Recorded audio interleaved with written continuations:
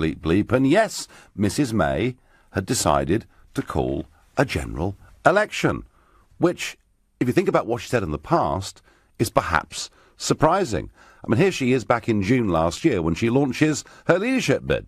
Our country needs strong, proven leadership to steer us through this period of economic and political uncertainty. There should be no general election until 2020. And here she is in September. I'm not going to be calling a snap election. I've been very clear that I think we need that period of time, that stability, to be able to deal with the issues that the country is facing and have that election in 2020. But I've been saying I thought she probably should have an election. I said this back in November. I don't trust Parliament on this. Yes, the neatest, cleanest way to finish this off is for May to call a general election on the basis that Brexit means Brexit. In an ideal world, what she would do, I think, now is to call an early general election to try and get a big working majority. And it's a theme that we continued and we debated on this programme over the course of the last few months. I have to say, I perhaps am somewhat less surprised than most people by what's been announced today, because today, this is what she said. Division in Westminster will risk our ability to make a success of Brexit, and it will cause damaging uncertainty and instability to the country. So we need a general election, and we need one now, because we have at this moment a one-off chance to get this done while the European Union agrees its negotiating position and before the detailed talks begin. I have only recently and reluctantly come to this conclusion. Since I became Prime Minister, I have said that there should be no election until 2020. But now I have concluded that the only way to guarantee certainty and stability for the years ahead is to hold this election and seek your support for the decisions I must take. So it really is a snap election, because it's taking place 6 weeks from today. And for a lot of voters in England who live in the counties, of course, it means they've got 2 elections coming up, because on May the 4th, all the English counties vote as well. So those voters are going to be asked to vote twice within the space of a single month. Tonight, I want to know from you, with 6 weeks to go, tell me, who would you vote for and why? I would also ask a little teaser. Why do you think she's called the election? Now, you know, there are lots of reasons for it, but what do you think? Is there some secret reason why she's called this election? So if you think, you know what, she's doing a great job, she says Brexit means Brexit, I'm really confident, I'm going to vote for her, call me on 0345 60 60 973. But if you think perhaps Jeremy Corbyn has a cunning plan and is going to pull a remarkable rabbit out of the hat over the course of the next few weeks, then of course you can text to 84850. You might think the Lib Dems, UKIP, the Greens or somebody else is going to come storming through and surprise everybody. In that case, you can tweet using the hashtag Farage and LBC at LBC, and you can, of course, watch this on LBC's Facebook page right now. So she's called this election. Parliament will be dissolved on the 3rd of May, ahead of the election. They've already said, Downing Street, there will be no leaders' debates in this election, which I think is a bit of a shame.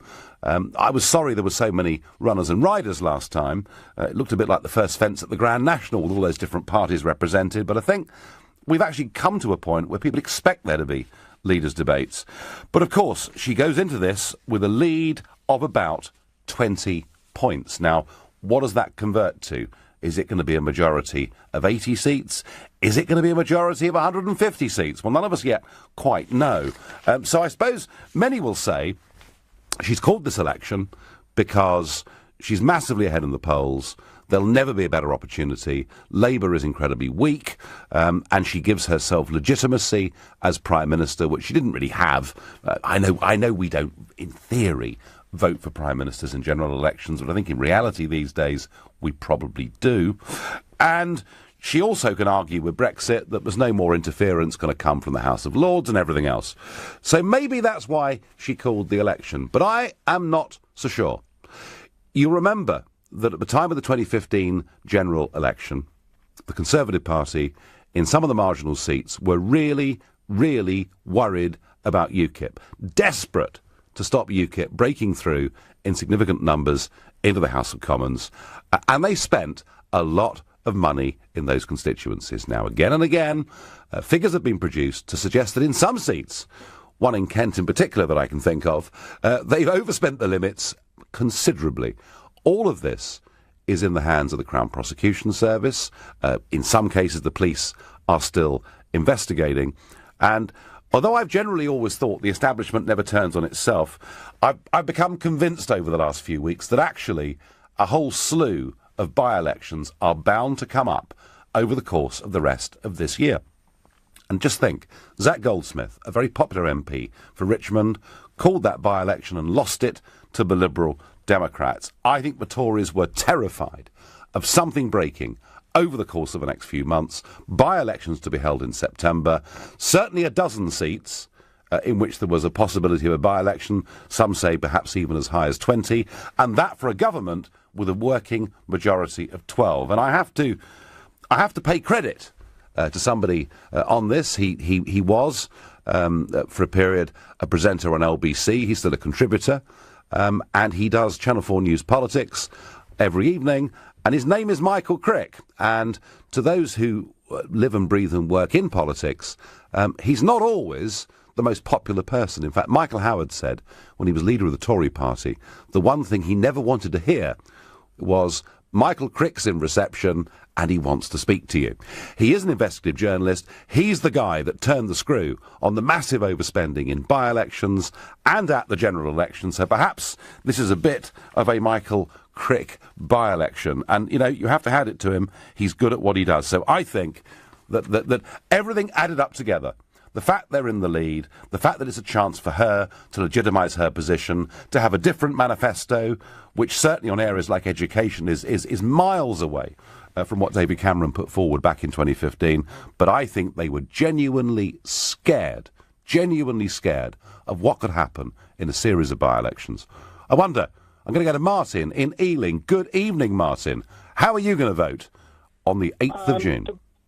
Hello, Nigel. To be honest with you, I am a UKIP voter, and I am going to be voting Conservative at this general election. I honestly and truthfully do not think that UKIP voters should, at this particular stage of Brexit, play party politics with the future of our country. We voted, 4 million of us voted last time, and we got one MP. I think what you, Nigel, which we follow religiously, and Paul Nuttall should say to all UKIP voters, throw your weight behind the Conservatives. If it is that difficult for you to do, just hold your nose and put your cross there so that we can save Brexit. We have worked very hard to get to where we've got to. Yep. And I do not want to see us lose it at the last hurdle.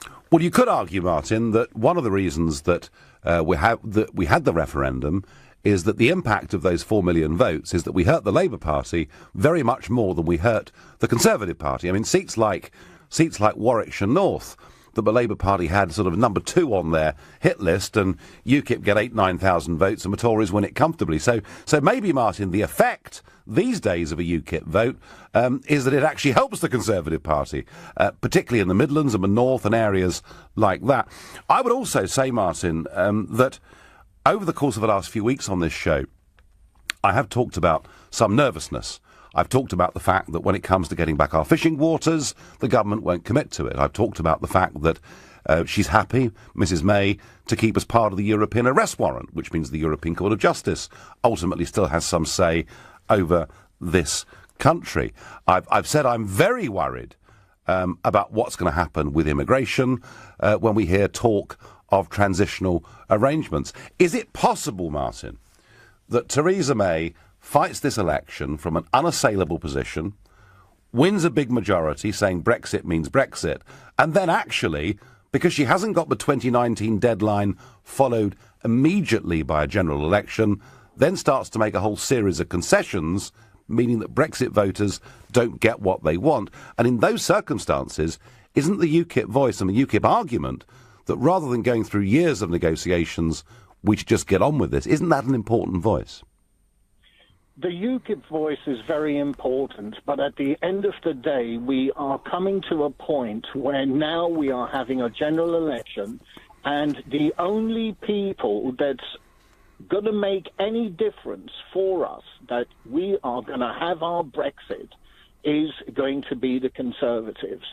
If the Conservatives lose a proportion, at the end of the day, the Conservatives seem to think that they have a 20-point lead in front of Labour. But if the Lib Dems and Labour do a pact where they don't put up MPs in certain areas, I think the Conservatives could catch a cold. Well, Martin, I mean, you know, OK, but the Lib Dems and Labour absolutely hate each other. They can't stand the sight of each other. And the fact that it's a snap election, and the fact there's only a few weeks to get nominations in, I would have thought, Martin, makes a deal of that kind extremely unlikely.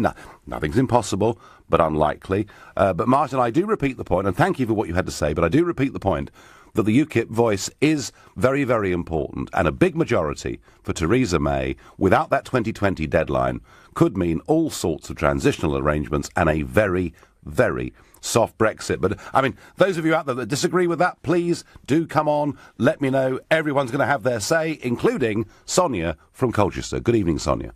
Hiya, Nigel. How are you going to vote, Sonia? Tory. Going to vote Tory. Do you normally vote Tory? Well, I didn't in the last election because we had a strong Lib Dem here and Bob Russell was a good MP, but I will this time round, yeah. So you're a Lib Dem voter switching to the Tories? I've always been Tory, but because I live in Colchester now, I voted Lib Dem, but he lost to Will Quint, so... Do you, I mean, Sonia, tell me, do you think, I mean, I presume you're a Brexit voter too, are you? Yes, I am, yeah. Yep. I mean, do you feel confident that Mrs May is going to deliver you the Brexit that you really wanted? Do you know what, Nigel? I think she will, to be honest. I think that she's, you know, she's got a lot of backing from a few MPs on her side. So, yeah, and she has to because it's the will of the people. You know, 52% voted. And I think Jeremy Corbyn's going to be toast, to be honest. Labour's going to be toast. And I think UKIP supporters should vote Tory in this election to make sure that the Tory government has got a majority. Do you know, Sonia, I heard that in the 2001 general election. I've heard it again and again and again, that what UKIP should do is back the Tories and they'll sort everything out for us. And the evidence over the last many, many decades is that actually very often they don't. But, Sonia, I thank you very much for your sincere support for our Prime Minister.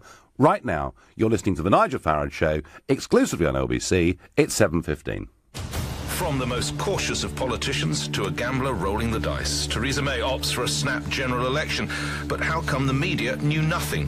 How do Labour react faced with some of the worst polling on record? And what now for the SNP? Follow the story as it happens with me, Nick Ferrari, at breakfast tomorrow morning on LBC. Nick Ferrari at breakfast, only on LBC. With Hampton by Hilton, now open in Aberdeen. Here at the Claims Guys, we'd like to offer this assurance to anyone worried by the deadline on PPI claims. There is still time to make your claim. Our experts will work fast to discover if you were ever sold PPI. And once we've completed your free PPI check, you can then pursue your own claim or let us do it for you. It's your choice. Even if you can't find any paperwork, just text the word EASY to 60777 and let the Claims Guys do the rest. Text EASY to 60777 now. The Claims Guys. Divorce. It affects every part of your life. You, your family, your home, your finances. And if you're a man facing divorce, perhaps even one you don't want, the situation becomes even more complicated. It's at times like these that you need a professional you can trust. Cordell & Cordell is dedicated to helping men in matters relating to divorce. Call now on 0330 60 60 161 or visit cordell.co.uk, office in central London. A partner men can count on. When you're designing your new kitchen with Mobalpa, it's easy to get carried away. And we say, why not? With free fitting on all Mobalpa kitchens ordered during April, you can afford to spend a little more on the kitchen itself. After all, it's something you'll live with and love for years to come. To claim your free fitting, find your nearest Mobalpa kitchen studio at mobalpa.co.uk. Minimum spend and exclusions apply. It's time for the Monarch Flight Sale, with thousands of flights on sale from £29 one way. Flight sale now on. Visit monarch.co.uk. Terms and conditions apply. Come to Galliard for brand new apartments at Orchard Wharf, London E14 from under £400,000 with estimated yields of up to 4.3% and deposits spread over 2 years.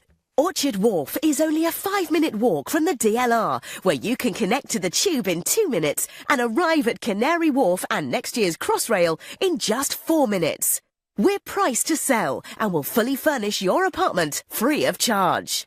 Join us on Thursday the 20th of April from 5 p.m. till 5 p.m. Saturday the 22nd of April at the Crown Plaza Hotel, XL, London E16 1AL. Call 0203 770 6300 or visit galliardhomes.com. That's galliardhomes.com.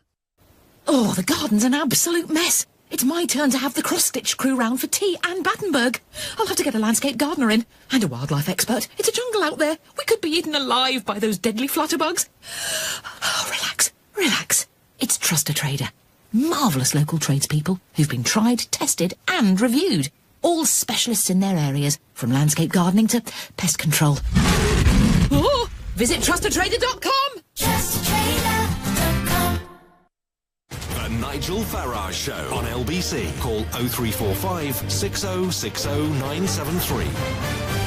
So if, like me this morning, you've just got off a long-distance flight and you don't know the news, Theresa May has called a snap general election and it's going to take place on the 8th of June. Just 6 weeks for now, and those of you listening in the English counties will be voting on the 4th of May in your county elections and again on the 8th of June in a general election. I am not myself particularly surprised. I've been saying for a long time I thought she had to do this, that there would never be a better opportunity for her to do it, but that also, as I said just a few minutes ago, there was this big shadow of willful breaking of the law by the Conservative Party in 2015 and indeed in some by-elections ahead of 2015. So desperate were they to stop the threat from UKIP. And I have some breaking news on this.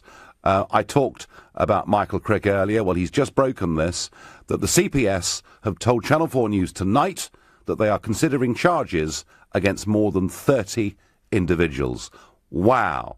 So does this mean that some of the people who are hoping to be candidates for the Conservative Party in the general election could face the prospect during the campaign or shortly thereafter of actually potentially being arrested and charged? Does it mean that Mrs May knew this was coming down the tracks? And I did speculate 15 minutes ago that they knew something bad was coming down the tracks. They have a working majority of 12, facing perhaps a whole slew of by-elections between now and the end of the year, all of which, as we saw from Zach Goldsmith, losing Richmond, were unpredictable. Is she now going to throw these 30 individuals under a bus and say you can't be our candidates, and this is now the new clean Tory party? I don't know the answers to that, and I didn't stage manage this. I didn't know at the top of the hour at 7 that this was going to break, but it kind of makes real sense to me. Nathan Groves from Eton Wick on text says, roll on the 8th of June, the day we finally get to say farewell to Mr Corbyn. Yes, and you'd probably get McDonnell in his place. This sounds like the master plan to cancel Brexit. I envisage the formation of the Ramona Alliance Party, followed by endless doom and gloom predictions from your good self, says Les. I'm not doomy or gloomy, Les. I'm bullish and upbeat and optimistic, provided we do actually get Brexit, break free, and give ourselves the ability to open ourselves up to the 85% of the global economy that is not in the European Union. Another text. I'm a former Tory, now UKIP voter, but I'll be voting Tory again this time, purely because I think Mrs May is our best hope of getting the hard Brexit we voted for, and that's from Martin in Hemel Hempstead. I do understand that at the moment the Prime Minister does have a lot of confidence in people because she gives very good speeches, but does she actually deliver? And when she was Home Secretary, when she gave those big barnstorming Tory speeches on how she was going to cut immigration, did she succeed? No, she failed completely, and I think it's important that there are voices there that make sure that this is kept on course. Steve in Croydon, 6 weeks' time, How are you going to vote and why? I'm going to vote Jeremy Corbyn, Nigel. And the reason I'm going to do that is I think Theresa May's pretty weak calling the early general election. I think she wants to get out while the going's good because she's scared of Brexit when it kicks in big time with all the negotiations and everything. They've made a mess of the NHS. They want to privatise that. Hang on, Steve. It was Mr. Blair was the man that started privatising swathes of the NHS, wasn't he? Well, I don't know about that, but what I do think about Mr. Blair is he's not a genuine Labour person, whereas Jeremy Corbyn is, and people like, I think, Blair was a Tory, a plastic Tory in disguise. But I think someone like Jeremy Corbyn, he cares about minimum wage. He wants to put that up for the working class people. He's a genuine person. He's strong to have taken all that, all those attacks for God knows how long, and he's still standing. He cares about the NHS. He cares about schools. Well, let me ask you, Steve, let me ask you a question, right? Okay, you're a Jeremy Corbyn fan. Let me ask you a question. For 33 years, as a backbench Labour MP, he voted against every single European treaty, every single attempt for Britain to become more deeply inveigled in this European political project. He opposed it on the principled Bennite grounds that it meant a loss of democracy for this country. Can you tell me what Jeremy Corbyn's plan for Brexit is now? Well, he'll have to go with the flow, won't he? Look, let's be honest, Theresa May and Boris Johnson... What flow? And the European... joining the European thing. But where are this man's principles, Steve? I mean, you're selling me Corbyn as this great principled man that cares, and I'm saying to you that on the most important political issue of our day, he's turned his back on what he stood for 33 years, and he now is fighting this election. And I honestly, Steve, for the life of me, I don't know what his current policy on Brexit really is. Well, do we know what Theresa May's is? I don't think anyone does. I don't think she's got a clue. I don't think any Tory's got a clue. But I think Jeremy Corbyn is a genuine bloke, and he will get things done to the best of his ability, and the best of his ability will be better than Tories and the Liberals. Well, like him or not, Steve, I'm afraid he's going to get absolutely mullered, I think, in these elections. He's going to have a terrible time. He doesn't really connect. He seems to represent a sort of very cliquey North London view of somewhat outdated socialism. Where I do agree with you, Steve, is I generally... I mean, obviously I've criticised him over Brexit, but I generally think... that he is not a sort of backbiting, backstabbing politician in the way that so many are. And I'm sure the fact that he genuinely cares is right. Steve, I get it. You're a Corbynista. I thank you for your call. I wonder, the opinion polls at the moment are showing Labour on 25%, 24%. Is that the bottom? Or could they fall further over the course of the following weeks? And I suspect they could. I'm going to go to Matthew in Heathrow. Matthew, how are you going to vote in 6 weeks' time? Hi, Nigel. Well, you got it right again about the election. Basically, I've always been a Conservative voter, but I'm not happy with the way they've been handling the Brexit. And basically, I was a Remainer, accepted we've got to get a better deal, a new deal in Europe. So I'm either going to vote UKIP or the Liberal Democrats, just so because I want the next government to be a coalition, because really all the parties should be involved. I want to try to stop the breakup of the UK, because I could see the way the Conservatives are going, not listening to the other parties. If everyone's on the table, we're going to get a better deal, and it's the country's future, and that's why. OK, well, I'm just curious, Matthew, because for a Remain voter to consider voting UKIP in this general election it's quite a leap in a way, isn't it? Well, it's because I see at the moment it's Labour, Conservative. Obviously, Conservatives got them all, but we've got to we need a coalition. So basically, we need the Remainers to maybe vote for the Liberal Democrats, and we need the Leavers to vote for UKIP. So that way, everyone could be involved in the negotiations if it's a coalition government. And, I mean, what might secure my vote? Are you actually going to be standing? Are you ready to... Oh, Matthew. Even as an MP, I know. I keep being asked this. I keep being asked this question, Matthew. I keep being asked it, and I won't answer you right now, but I thank you for your call and your thoughts, because I'm going to go to Scott, who's calling from Thanet, who I suspect might be asking a similar question. I don't know. Scott, good evening. Good evening, Nigel. Yes, he's just jumped me right there. I was actually ringing you. We actually had a dinner together in Broadstairs a couple of years ago. I don't know if you remember, but we had a political dinner which you was invited along to. I was, yes, I was. You was, yeah. And it wasn't quite as windy that night as it sounds now in Broadstairs tonight, so the line's not great. So give us your question, Scott, and I'll do my best to answer it. Well, I was going to ask, obviously, as you say, UKIP, it's an important voice right now. You did say, I think it was about mid-March on the politics show that you might, you don't know, you might. So you just said to the man you're not going to tell him. But, obviously everyone in South Fan at the moment is asking whether or not you will. Right, Scott, I think it was a rotten line, but it's nice to hear from you again. And I will answer that question by saying I haven't decided yet. I will spend the next couple of days working it out. There's a bit of me that wants to, because I do feel that the conduct of one of my opponents in that general election was frankly absolutely bloomin' disgraceful, and I think justice should be done in more than one way. So there's a big bit of me that says I want to do it. There's another bit of me that says, I spent all those years in politics battling away for Brexit, and I'm still leading a group in the European Parliament, and that European Parliament is going to have a bigger say over the Brexit process than the UK Parliament, because under Article 50, they have the final right of veto. Where best could I serve Brexit? Could I serve it by running and trying to win that South Thanet seat, or could I serve it best by continuing where I am, leading a group in the European Parliament? Scott, I've got to make that decision, over the course of the next couple of days, and I will. I certainly haven't made it yet. Tim on Facebook says, vote wrong, and we could end up with a Labour-Lib Dem coalition. I don't think that would go too well. The numbers, Tim, do not back up that assertion at all. Farage says the worst thing for Brexit negotiations would be a coalition government. If you look at the opinion polls, and I know they can be wrong, but can they be that wrong? I think we're looking at probably a massive Tory majority. I think we're looking in many ways at the least contested general election we've had in modern times. Janice says Jeremy Corbyn doesn't know what he's doing. Tories all the way. James says May was useless as Home Secretary.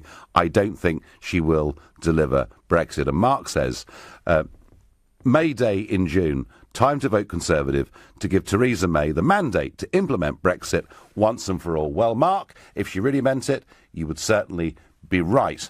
You're listening to the Nigel Farage Show, exclusively on LBC. It's 7:30 and time for the news with Rupert Bartier. The Prime Minister is being accused of opportunism after calling a snap general election for the 8th of June. Speaking during his nightly show here on LBC, Nigel Farage says there are three key factors behind the decision. Everything added up together. The fact they're in the lead, the fact that it's a chance for her to legitimise her position, to have a different manifesto. I think they were genuinely scared of what could happen in a series of by-elections. Labour and the Lib Dems have welcomed the news, but Scotland's First Minister Nicola Sturgeon says the new vote is opportunistic. LBC weather. Clear and frosty for most into the evening, cloudy with light rain in the far north, a low of 3 Celsius. Tomorrow, a mix of cloud and sunny spells, light showers possible, a high of 15 degrees. LBC Travel, good evening, I'm Andy Lake. Starting off on the M25 then, anti-clockwise, it's queuing from junction 26 for Waltham Abbey to 24 for Potters Bar. A lorry's broken down there, 2 lanes are still closed. Clockwise also queuing from junction 24 for Potters Bar to 26 for Waltham Abbey. That's after a collision earlier. In Poplar, the Blackwall Tunnel still very slow, that's southbound after a breakdown earlier on today. Into Hatton now, the A30 is closed westbound because of a collision between Hatton Cross and the Clock House interchange. It's been brought to a standstill, actually. It's also causing queues on the North Circular from the Cricket Billet interchange. And in Manchester, the M60 is slow anti-clockwise approaching the Swinton interchange. A serious collision there has closed the inside lane of 3. Onto the tubes, the Central Line has severe delays still this evening. That's westbound after an issue at Chancery Lane earlier. For more real-time traffic updates, go to lbc.co.uk. This is LBC. Oh, the garden's an absolute mess. It's my turn to have the cross-stitch crew round for tea and Battenberg. I'll have to get a landscape gardener in and a wildlife expert. It's a jungle out there. We could be eaten alive by those deadly flutterbugs. Oh, relax. It's Trust a Trader. Marvellous local tradespeople who've been tried, tested and reviewed. All specialists in their areas, from landscape gardening to pest control. Oh, visit trustatrader.com. Westway. It's the cared for used car event, now on at Westway Nissan, with up to 33% list price savings on a huge range of quality used and nearly new Nissans. Plus, selected models get up to 2 years free servicing. And at Westway, there's an up to £750 finance deposit contribution. Hurry, for way more Nissan value than you bargained for. Don't miss Westway Nissan's cared for used car event. Google Westway Nissan today. Representative 9.9% APR finance, subject to status. Free servicing only when you buy with Nissan Finance. An amazing kitchen, an amazing bathroom, an amazing hallway. At Amazing Tiles, our range of porcelain, ceramic and bespoke tiles can make any home amazing. Right now, buy 5 metres or more of plain tiles and get a third off the retail price. Visit our showroom and warehouse at Park Royal Road, London, or call 0208 83 84 900. Make your home amazing at amazingtiles.com. Whether you're looking to get to Barnet with the wind in your hair or to hammer down to Hammersmith, if Piccadilly's like a circus, or you need to trim your time to Shepherd's Bush, when you want to wing it to the Angel and beat the herd to the Elephant and Castle. Whether it's tapping into the knowledge or breezing down the bus lanes, no one knows London like black cab drivers. My Taxi, the black cab app. Are you confused about PPI? At PPI Hotline, we want to give you the facts. There is absolutely every reason to check you had PPI. Even if you think you never have, we can help you find out, as you could be owed thousands. And now there's a deadline. We just need the name of the bank you've had loans or credit cards with, and we'll check for free. So find out now if you're owed by texting CHECK to 82222. PPI Hotline. Text check to 82222. Leading Britain's conversation. The Nigel Farage Show. Tweet at LBC using the hashtag Farage on LBC. Snap general election, and it's taking place on the 8th of June. Everyone's surprised. I'm not particularly. I always thought politically it would offer Theresa May massive advantage, but I also have been thinking for some time that actually there are going to be a lot of by-elections coming down the track because of bad behaviour and overspending by the Conservative Party in the 2015 general election. And that's rather been backed up tonight with the Crown Prosecution Service saying they are considering charging 30 individuals. And that has to include sitting members of Parliament too. So that crisis is serious, and I think May feels by holding this election she can put it behind her and say we are the new, clean Tory party. One other story, which may have been relegated today given all that's going on, and I guess over the course of the next 6 weeks we may not feature on it very much. I said to you that I'd been in Italy for the weekend. Well, I was. I was up on the Adriatic coast, but in southern Italy, it's been quite a dramatic weekend. 8,500 refugees and migrants have been plucked from small boats over the past 3 days, the Italian Coast Guards told CNN today. 13 dead bodies were recovered, including a pregnant woman and an 8-year-old boy, but it's not known, of course, how many others may have drowned before vessels were sighted. Remember, thousands of people have drowned over the course of the last few years. It's the summer. I've said on this show over the course of the last few weeks that relations with Turkey have been breaking down. You will see that Erdogan won his referendum for vastly increased presidential powers. He's already flexing his muscles. He's saying, unless you give free and easy access to the European Union for our 77 million Turkish population, the deal for us to hold back migrants will effectively be broken. I think that this whole issue, this whole European migrant crisis, is going to become absolutely enormous over the course of the next few months, and may well have big implications for elections taking place across the whole of Europe. I mention it, I know it's not what we're discussing tonight, but this will not go away. So back to the basic question of who would you vote for and why in this general election, and your messages flooding in on Facebook. Tim says vote wrong and we could end up with a Labour Lib Dem coalition. I don't think that would go too well. Richard says I will vote Labour when they start making the working man's life better. Not going to happen, is it? Conservative landslide all the way. Brian says Theresa May has absolutely no competition in this. It does look a bit like that, Brian, I have to say. Dave says, I'm UKIP through and through, but I know UKIP will not be able to field a strong enough government. There is no way on this earth I would vote for Labour. So it's going to be the Tories until UKIP can strengthen their team. And Christine says, I'll be voting Labour. Can't live through another Tory government. Dave is probably voting Tory. Labour over a mess. Lib Dems practically non-existent, UKIP come close, but now the job is done. I don't think the Lib Dems are practically non-existent. In fact, what Tim Farron has managed to do since the referendum is to get the Lib Dems onto a very, very active campaigning basis. They've been doing very well every Thursday in little by-elections that take place for district councils, county councils, unitary authorities. They've done quite well raising money. He's positioned the Lib Dems as the party of the Remainer, of the I can't live with this result, it's got to be overturned, we must have another referendum. And however much I disagree with that position and believe it to be fundamentally, well, not liberal or democratic actually, but that's not really the point. Farron actually has done rather well recently with the Liberal Democrats, and they'll be pushing very, very hard in parts of the southwest of England, which is where Farron was today. They'll be pushing hard in parts of southwest London, and I would expect the Lib Dem vote to go up from the last general election and for them to win some more seats. Maybe not that many, but I think they will win some more seats. I'm going to go next to Mark in Haverfordwest in Pembrokeshire.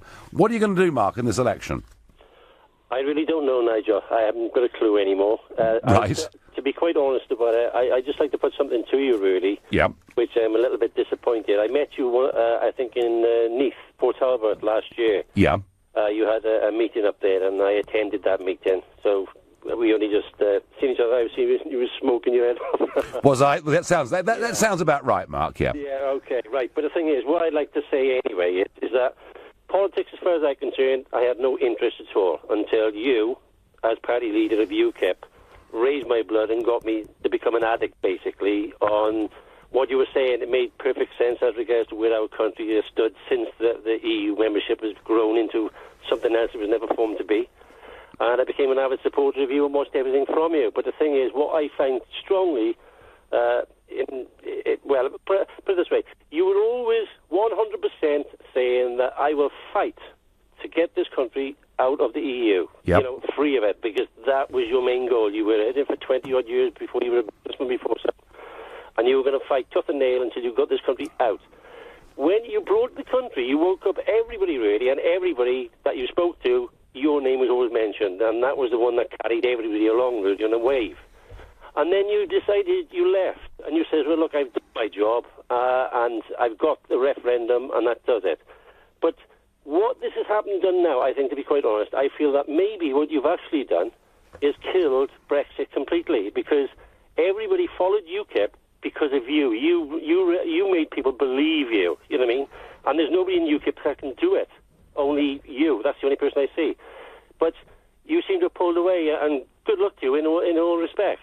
Well, Mark. Where we stand now, I feel, is that we could end up with, coalition governments, and that would be the end of Brexit completely. Well, Mark, I don't think there is any prospect of there being a coalition government at the end of this general election. And by the way, if you think there is, then you've got a lot of you can make some real money on that, because you get a very, very good shade of odds from any bookmaker on it. My position, Mark, was we'd won a referendum that I'd spent nearly a quarter of a century pushing for, and I felt I'd done my bit as leader of the party. But I was then, and I am still today, absolutely committed to us getting Brexit, for it to actually happen. And the dilemma, Mark, I've got is, how best do I do that?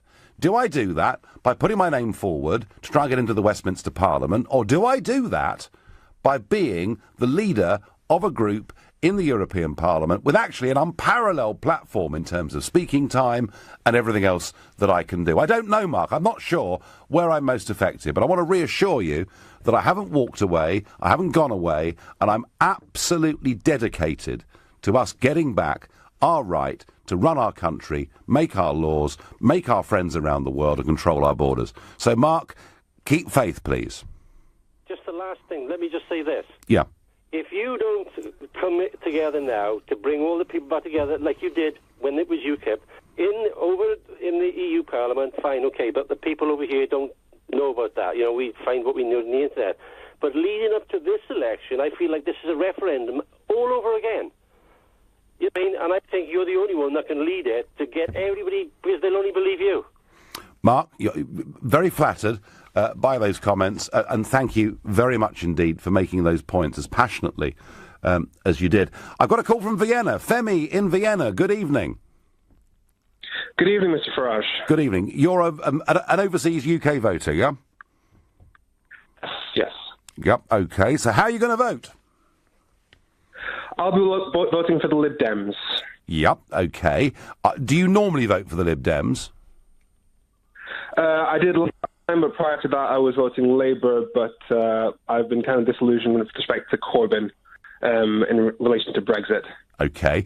And, you know, I mean, I did say a few minutes ago that I thought the Lib Dem vote would go up from what they got in the last general election, and they would probably win a few more seats. You, of course, would agree with that. What is your main reason for wanting to vote Lib Dem? Well, having studied EU law and therefore knowing what the single market is, I know that I know the economic effect of being out of it. Things like, for example, things like mutual recognition, harmonisation, these are terms that weren't even mentioned during the referendum. Horrendous, horrible terms, aren't they?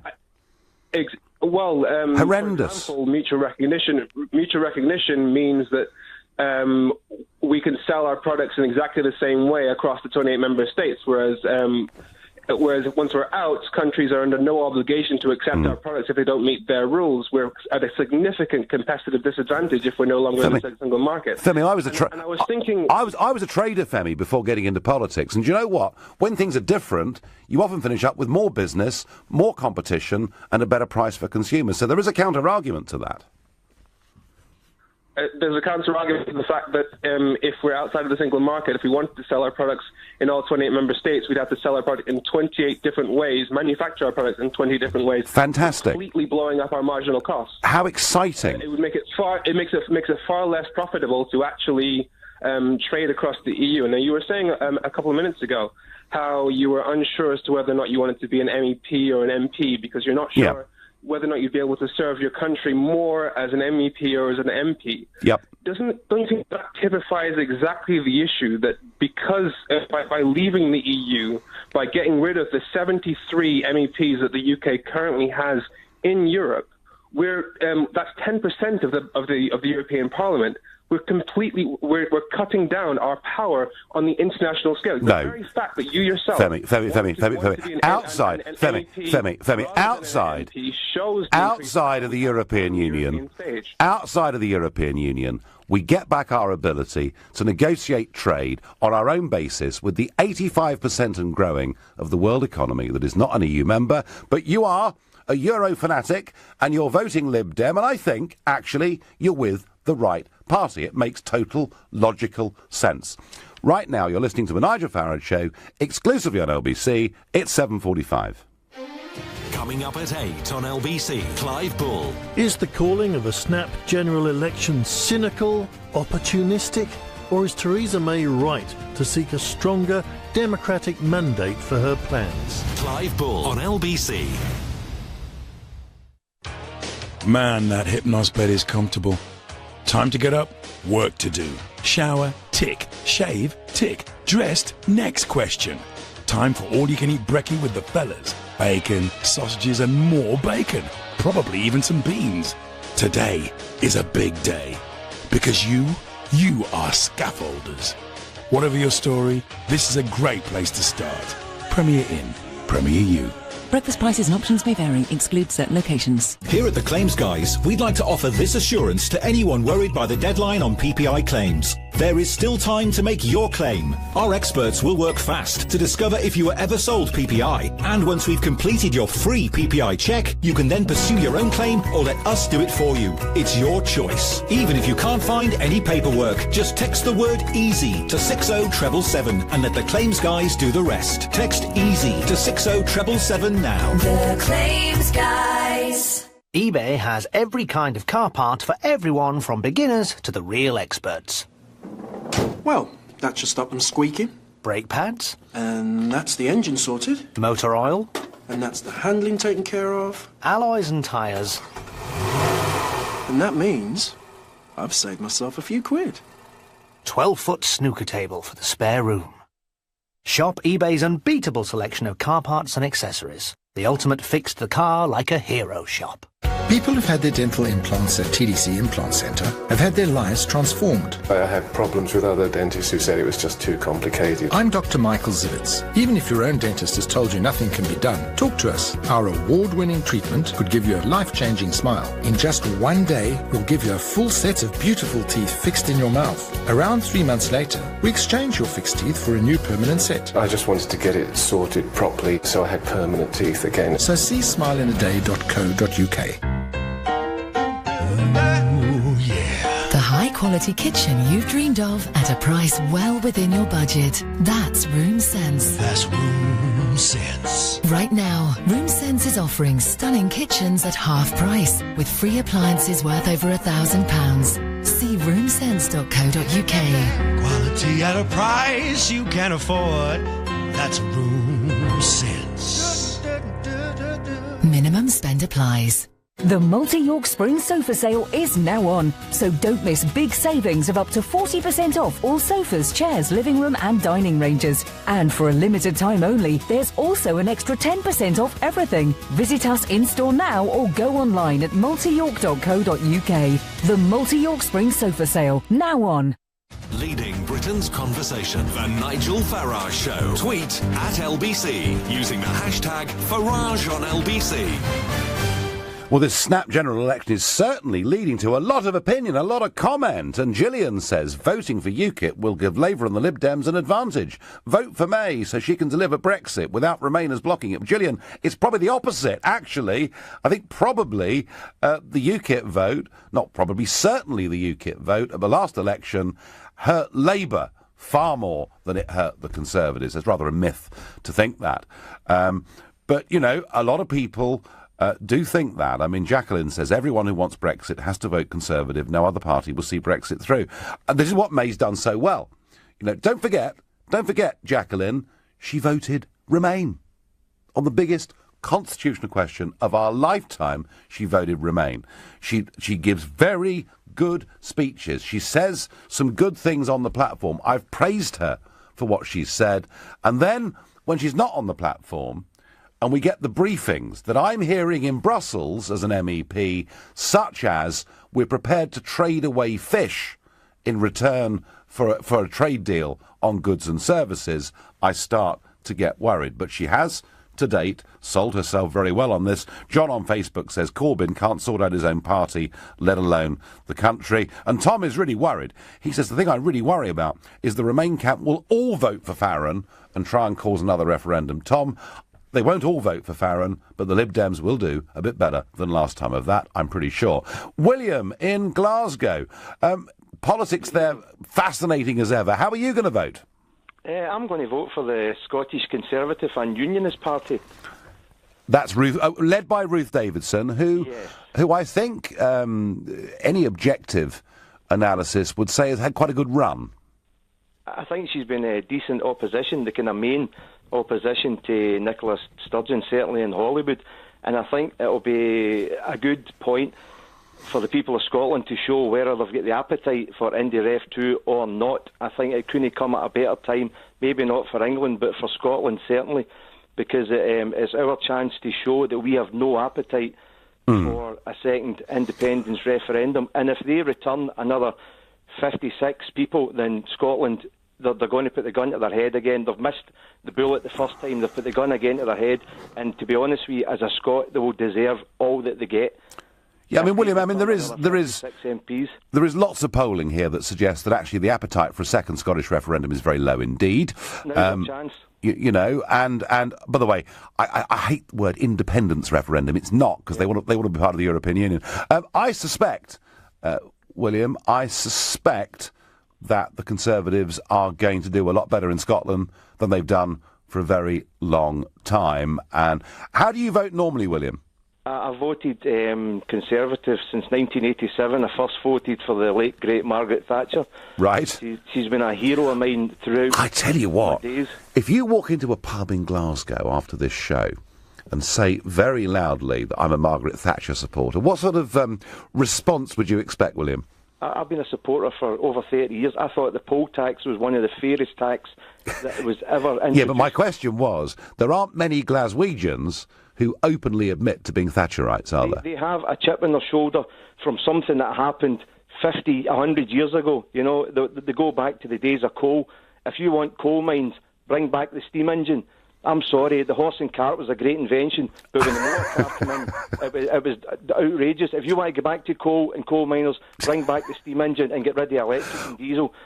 William, Thatcher cleared the way to hugely entertaining, and thank you very much. And I have to say, I've spoken in public meetings in Glasgow, and I've travelled around Glasgow, and I haven't met many Thatcherites as strong as William. Though, interesting point, in the and it's a long time ago, the 1955 general election, the Conservatives got more votes in Scotland than any other political party. It seems almost phenomenal, doesn't it, that they were wiped down just to one seat in the House of Commons, and maybe Ruth Davison's party are going to do much better in 6 weeks' time. Craig in Newcastle, how are you going to vote, Craig, in hard Labour territory? Oh, it's definitely Labour. Yep. It's always going to be Labour, and it always will be. A lot of people are forgetting Jeremy Corbyn is a face of a party. He's not the party. And it's a case of things might start getting sorted if people stop seeing it like that. Craig, can I just ask you? You said Labour, and it'll always be like. I mean, would you back Labour regardless of its policies and regardless of its leader? Not always. It depends on how I would see things at the time. But I mean, so far I've always voted Labour since I was old enough to vote. Okay, well, the Labour Party have big majorities in your part of the world, but there are seats up there, seats like Hartlepool, where their majorities are very, very small. And if the polls impact, Craig, on this election the way that some suggest, it will be Labour-held seats in the Midlands and the North, where they haven't got very big majorities, where Corbyn is doing pretty badly. And I do get your point, Craig, that you're voting for a candidate, you're voting for a party, and not just for a leader. But, Craig, I just feel that our electoral system has become a lot more presidential, and that actually who leads the party matters, Craig, to voters, a lot of voters, perhaps more than you. But listen, I thank you very much for your call. Amir in Birmingham, how are you going to vote? I'm going to vote Conservative. Yeah. And I was calling because I felt like you were being a bit sheepish about voting. I wanted to see what the smart play was in your view, because the way I see it, obviously, the Lib Dems are still talking about not triggering Article 50. Labour's eating themselves on the single market. Mm-hmm. Conservatives are basically the only party that have somewhat of a plan going in. And I think I trust Theresa May better than I do the other two to actually make a workable deal. So, but I feel like you're being quite. I want to know what the smart play is from your view. Well, the smart play would be, actually, Amir, to have a different electoral system where we had 2 ballot papers and you could vote for your local MP, but you could vote for a second opinion that you liked. I think electoral reform is massively overdue, but we're not going to get it in 6 weeks' time. Indeed, we're not even going to get the new boundaries that were proposed in 6 weeks' time. I've taken the view all the way through that you should vote for what you really believe in.